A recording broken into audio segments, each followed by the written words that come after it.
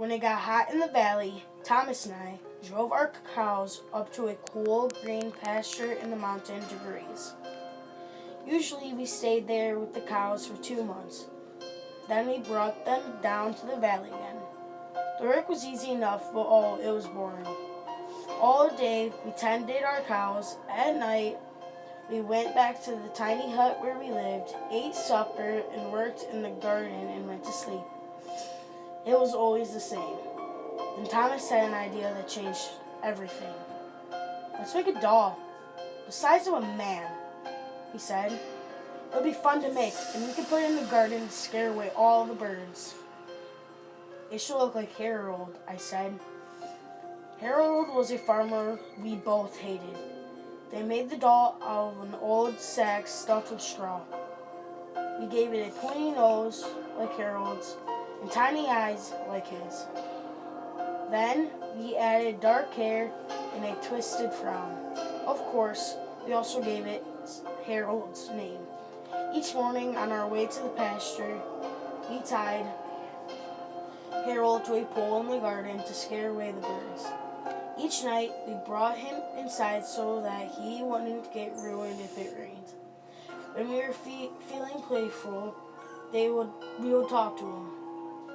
One of them might say, "How are the vegetables growing today, Harold?" And I, making believe it was Harold, would answer in a crazy voice, "Very slowly." They both would laugh, but not Harold. Whenever something went wrong, we took it out on Harold. We would curse at him, even kick him or punch him. Sometimes we would take the food we were eating, which we were both sick of, and smear it on the doll's face. "How do you like that, Stu, Harold?" he would ask.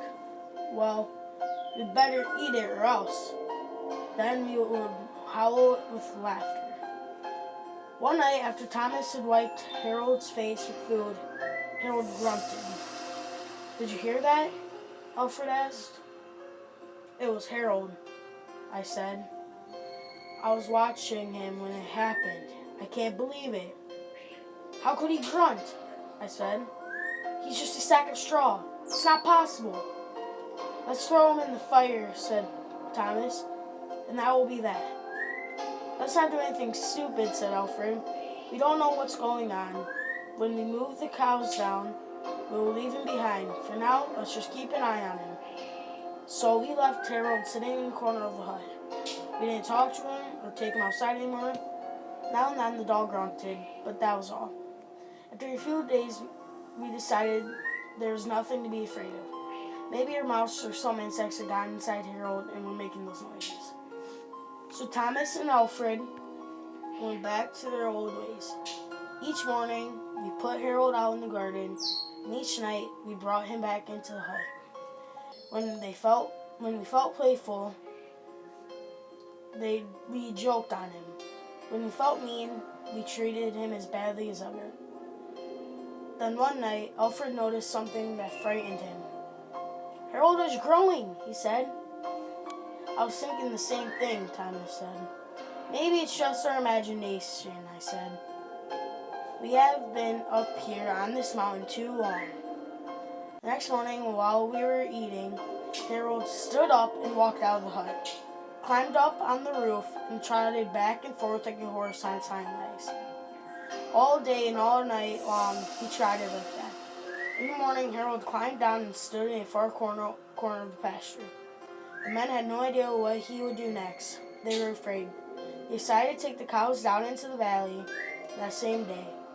When they left, Harold was nowhere in sight.